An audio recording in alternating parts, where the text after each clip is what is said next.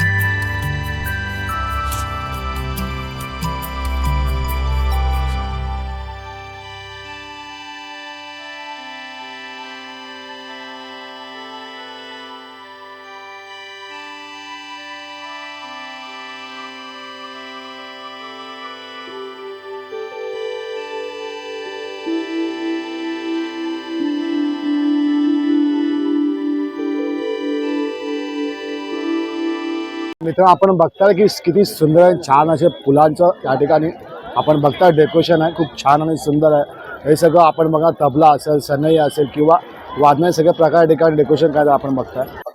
तर आपण मित्रांनो बघता टाळ, विणा, मृदुंग सगळ्या गोष्टी आपण फुलाने सजवल्या आहेत, खूप छान आणि सुंदर सजवलेत आपण बघताय।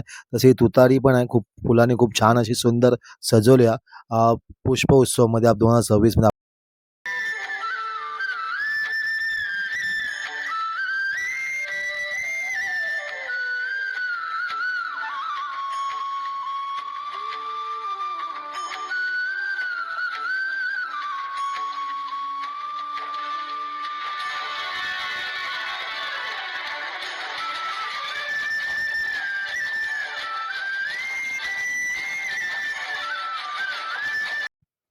या पुष्प उत्सवामध्ये आपण बघा ना वीणा पण अशा प्रकारे फुलांनी छान आणि सुंदर असा बनवला गेला आपण बघताय। हे सगळं फुलांनी बनवलं गेलं वीणा बघता आपण बघताय ठिकाणी विविध प्रकारचं फुलांचं डेकोरेशन आपण बघताय।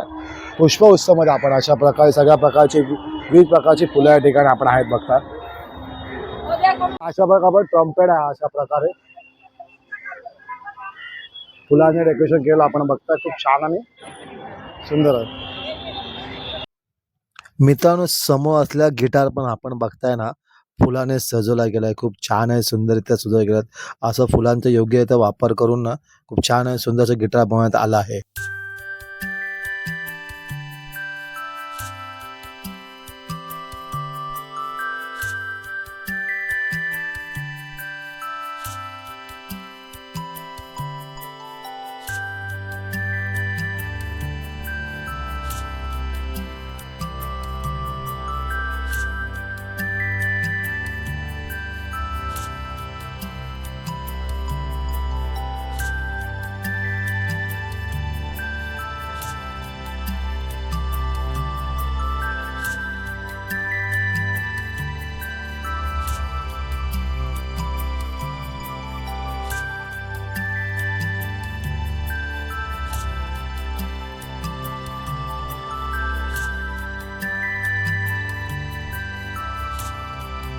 मित्रांनो पुढचा स्पॉट आहे रेनी गार्डन आपण बघताय। अशा प्रकारे सुंदर आणि छान असं डेकोरेशन या ठिकाणी आहे फुलांचं आपण बघताय।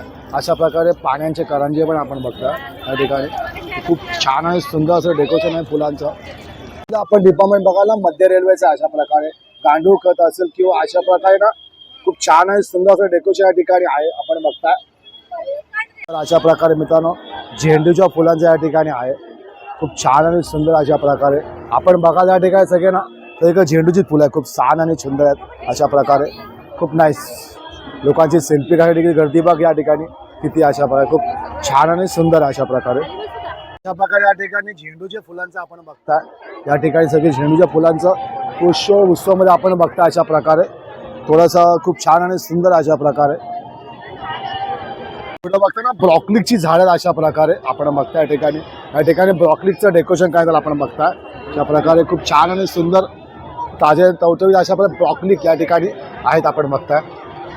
पुढची आपण फुलं किंवा आपण बघायला डिपार्टमेंट बघायला लाल कोबी अशा प्रकारे आपण बघताय. सुंदर छान असे सगळे या ठिकाणी पॉटमध्ये असे लाल कोबी आहेत आपण बघताय झाडं त्याची.